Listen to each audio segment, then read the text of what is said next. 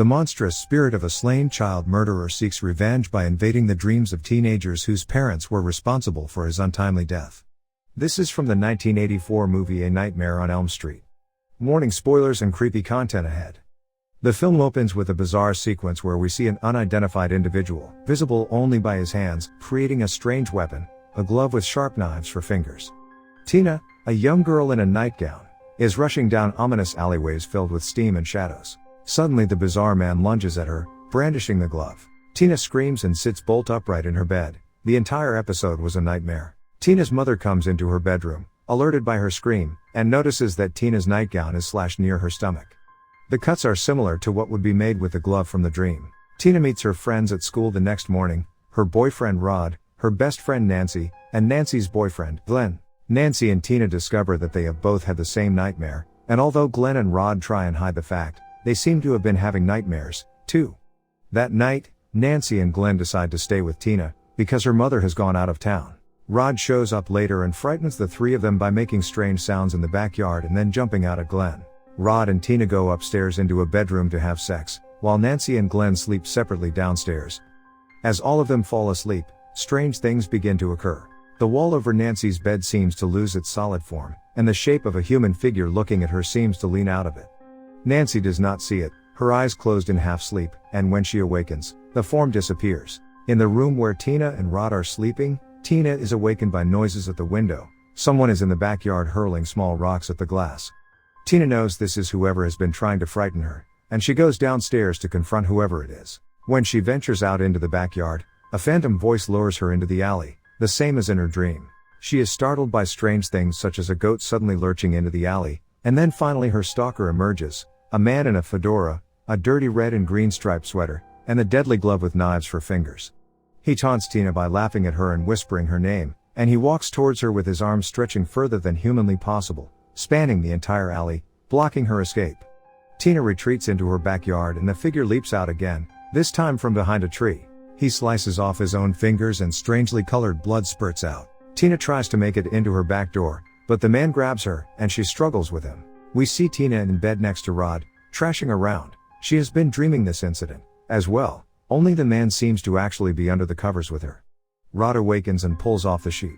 He can only see Tina, but she is being manipulated by some unseen force. Her stomach is slashed open, 4 wounds appearing all at the same time, obviously from the glove.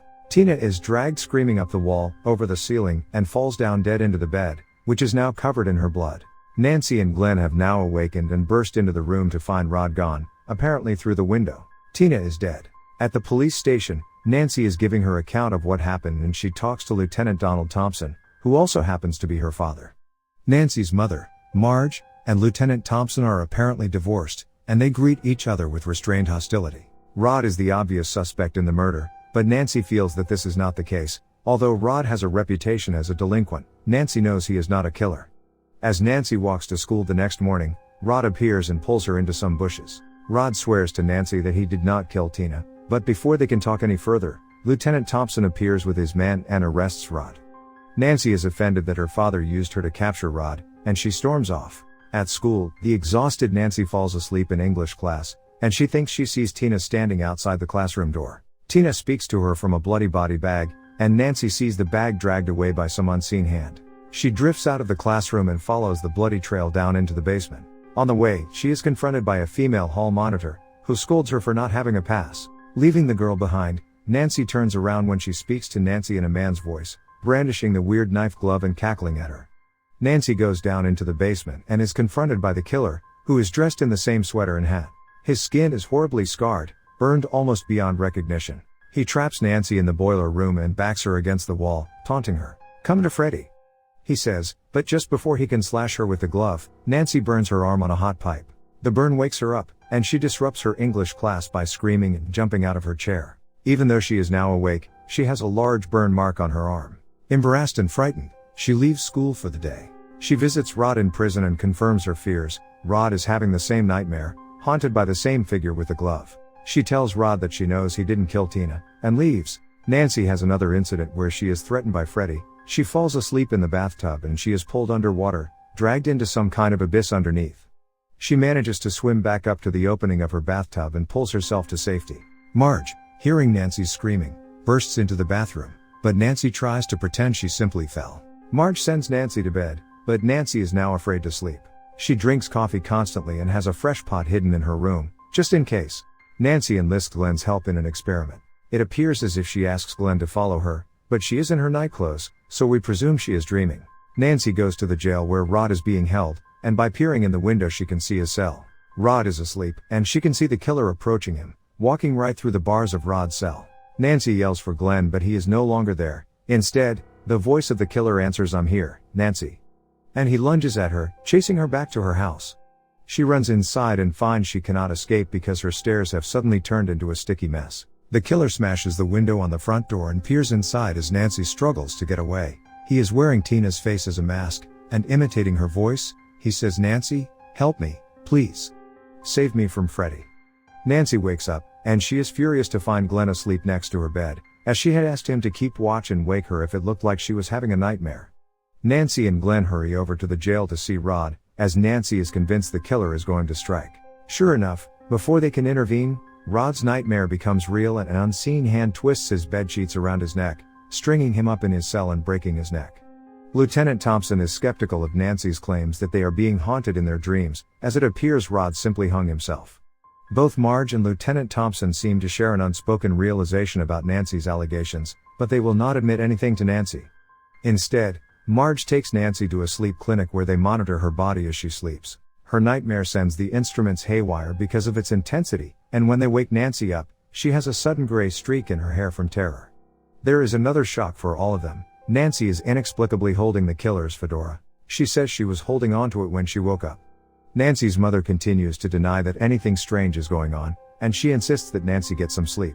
Instead, Nancy produces the fedora and points out that it has a name written inside, Fred Krueger. Marge denies knowing who that is, and Nancy reacts angrily. Nancy has a conversation with Glenn where Glenn tells her that certain Zen masters could control their dreams. Nancy asks what they would do if they met a monster in their dreams, and Glenn says they would turn their back on it. If you take away a nightmare's energy, it disappears. Glenn is surprised that Nancy believes she will die because of a nightmare, and also that she is reading books on creating booby traps and survival techniques. Nancy's mother finally opens up to her and tells her the truth. Taking Nancy down into their own basement, Marge tells her about Fred Krueger, who was a murderer that preyed on young children. When Krueger was apprehended, a technicality, being an improperly signed search warrant, caused the evidence against him to be inadmissible, and he was not convicted and was hence released from prison. As a result, she and Nancy's father, along with other parents in the neighborhood, murdered Krueger on their own by setting him on fire.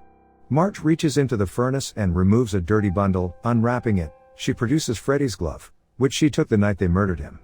Nancy realizes that Freddy is out for revenge, somehow reaching from beyond the grave to murder them in their dreams. Nancy tries to warn Glenn, but his parents will not allow her to talk to him. She receives a taunting phone call from Krueger, even after she rips the phone out of the wall, and she realizes that Glenn is about to die. Nancy can't rescue him because her mother has placed metal bars on all the windows and doors. Glenn falls asleep and is killed by Freddy, being sucked into his bed and apparently shredded until nothing is left but gore, which erupts into a horrible fountain all over his bedroom. Nancy realizes she is now alone and must face Freddy or die. Calling her father, she tells him that she is going to go and get Freddy and bring him out of her dream, and she wants her father to be there to arrest Freddy when she does. Lieutenant Thompson doesn't believe her, but he patronizes her so that she will go to sleep. Nancy sets up a number of booby traps in the house for Freddy in order to give herself an advantage after she captures him. After saying goodnight to her mother, who is now completely drunk, Nancy falls asleep and goes down into her basement. There she finds a door that was never really there before, and it leads down a long staircase into another basement. She continues to climb further and further downwards, following ladders and stairwells, until she is in Freddy's boiler room. Freddy is nowhere to be found, and time is running out before Nancy's alarm goes off and wakes her up. Finally he attacks her and she struggles with him. Her nightmare suddenly shifts and they are outside of her house. Nancy's scheme succeeds, and she brings Freddy into the real world, holding onto him as her alarm goes off. The booby traps she has rigged for Freddy help her get an edge on him, but she is unable to get the attention of her father. The cop he has posted to watch Nancy's house seems to be unable to understand that Nancy needs help. Freddy chases Nancy through her house and down into her basement, where she sets him on fire. Lieutenant Thompson breaks into the house, but he and Nancy are shocked to see fiery footprints leading out of the basement. They follow the trail upstairs and find Freddy struggling with Marge in her bed. When they pull back the bedclothes, Freddy is gone. Marge is nothing but a charred corpse, and the body disappears into the bed. The supernatural manifestation shocks Lieutenant Thompson, but Nancy seems resolute. She asks to be alone for a moment, and when Lieutenant Thompson leaves, Freddy appears, rising up out of the bed. Nancy turns her back on him this time, remembering what Glenn told her. She curses Freddy, telling him you're nothing. You're shit. He lunges at her, but her lack of fear renders him powerless, and he vanishes into thin air. Nancy leaves the bedroom and suddenly finds herself outside, dressed for school. Marge stands on the porch and sees Nancy off to school in a loving way, telling Nancy that she is going to quit drinking. Glenn, Rod, and Tina pull up in Glenn's car to take Nancy to school. When Nancy gets in, the convertible roof suddenly slams shut over their heads. The roof is red and green, like Freddy's sweater. The windows go up and the car drives off, with all four of them trapped inside. Marge seems oblivious, waving goodbye to the kids, when suddenly Freddy's arm smashes outwards through the small window in the front door. In a bizarre movement, Marge's entire body is pulled through the tiny window, and she is gone. Thanks for watching Horror Movie Recap. Subscribe for more videos like this, give us a like to help out, and don't forget to turn on notifications.